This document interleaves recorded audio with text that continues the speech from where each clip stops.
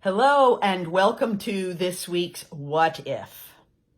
What if when those episodes hit and you act as if you're somebody that you don't even know? Well, what if when they hit, you're not too sensitive, you're not too weak, you're not stupid, and you're not unspiritual? What if there's a combination of biological factors, the way you're built, that keeps stealing the peace and the freedom that you seek in your life, that keeps hijacking your mind and your body and your spirit? Well, I'm here to tell you that's exactly what I've discovered, and so have my clients.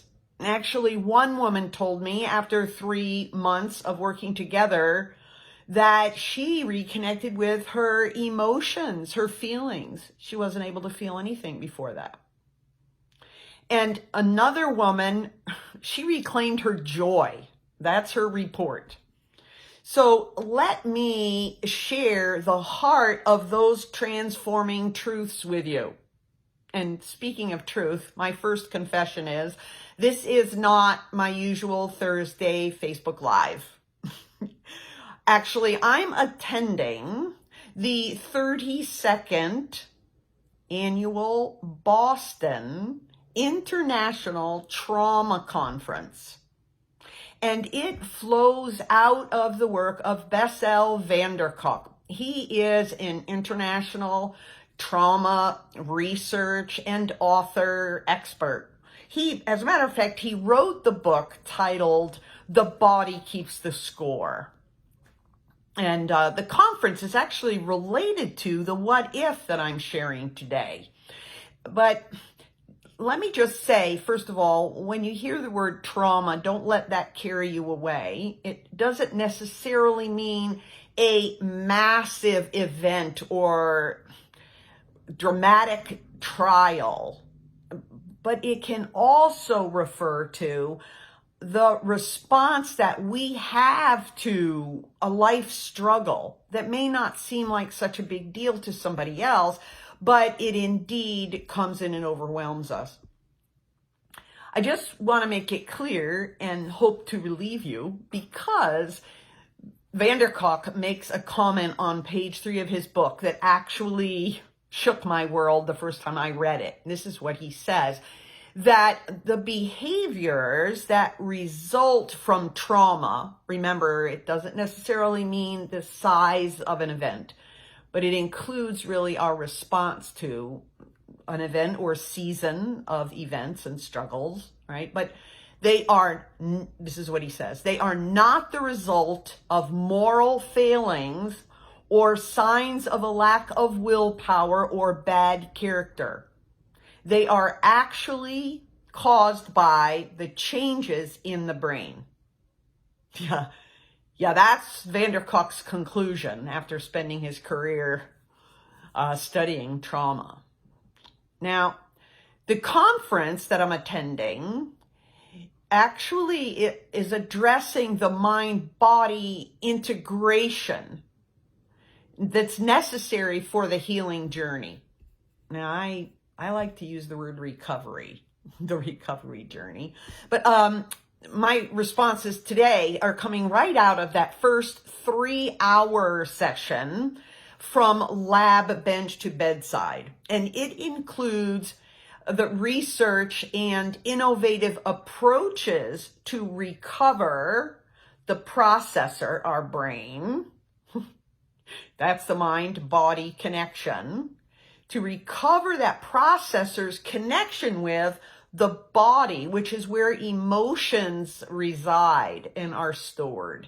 That balance between the mind and the body. And this first session was from the work of Ruth Lanius, who's a PhD. She's an internationally acclaimed neurobiology researcher. The brain, there's the brain piece. And Kathy Malchiodi, who is also a PhD, but she's recognized worldwide as a research and health psychologist specializing in the expressive arts. There's the body part of it, right? And the workshop really provided information on the cutting edge of brain research and the application of that with the body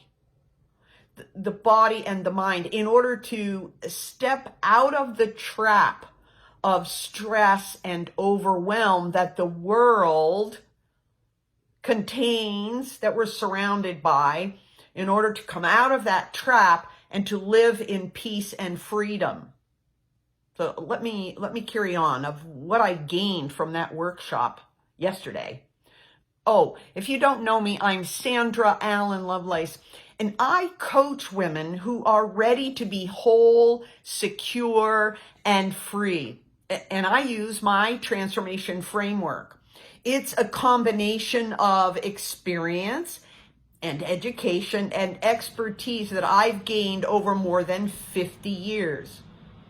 Now, I'm not going to go into, right up front, I'm not going to go into all of the biological details here, but I am going to point out a missing piece of the work of the workshop, this approach of the mind-body interconnection. It's great, and it's real, and it's true, and it's part of what has been affecting my own transformation as well as my clients. But while these leading researchers maintain the connection of the mind and the body, rightly so, they really fail to connect with this spiritual component per se. In other words, they do mention cultural contexts and social rituals and so on the fringes, but they really stop short of recognizing that we are mind, body, spirit beings.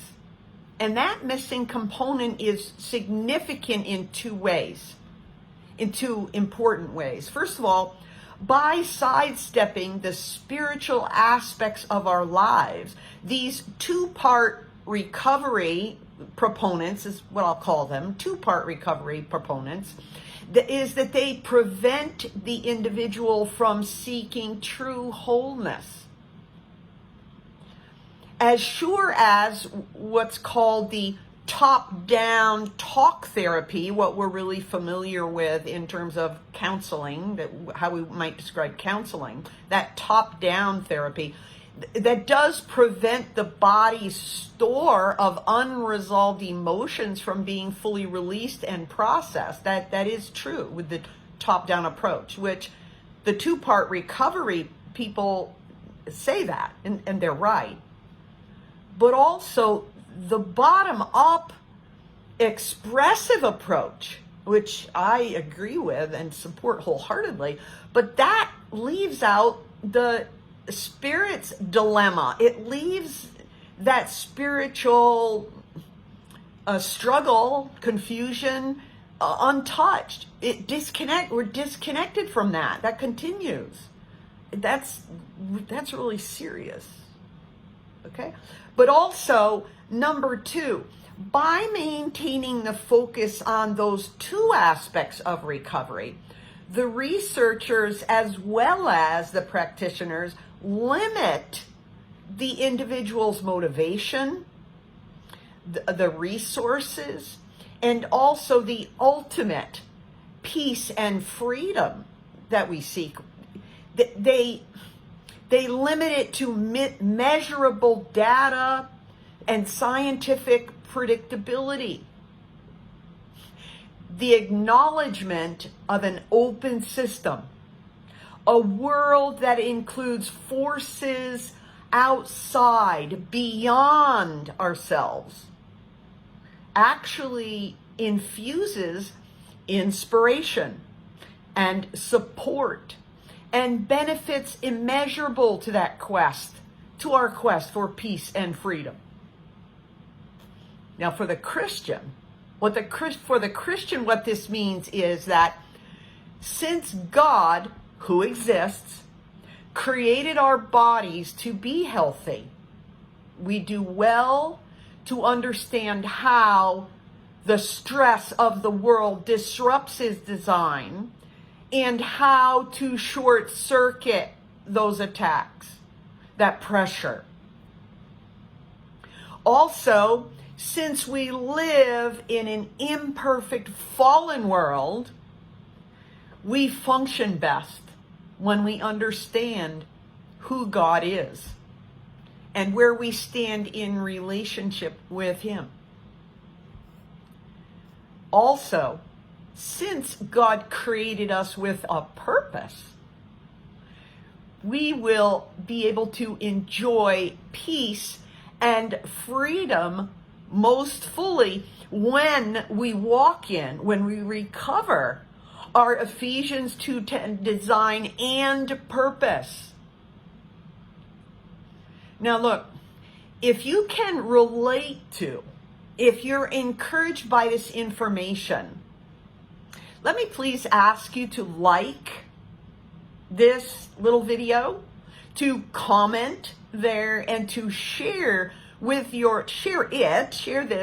video with your like-minded friends, because this is an essential piece of what we all need as we go forward these days, right?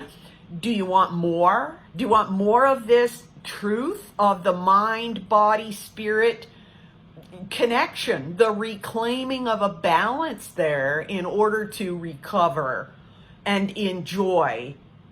Okay, I'll say peace and freedom, being whole, secure, and free, the abundant life, if that's what you want. Then stick around. Facebook, my page, Sandra Allen Lovelace, my profile, Sandra A. Lovelace. Also, go glean through my materials that I have on YouTube, which is Sandra Allen Lovelace. Now, Instagram is Sandra A. Lovelace, because it took more letters for my name than Instagram gives you. But also, feel free to reach out to me. I am a coach. I have a number of things that I offer to women. You can find me at sandraallenlovelace.com. That's my website. I'm about to upgrade it, but you can find plenty of stuff there. And if you're interested in anything like a complimentary clarity call to find out or to share, to have a conversation, a 15-minute or so conversation about where you are and where you want to be, just email me at sandraallenlovelace@gmail.com. I'm really excited. I can't keep this stuff to myself. Reach out. Bye-bye.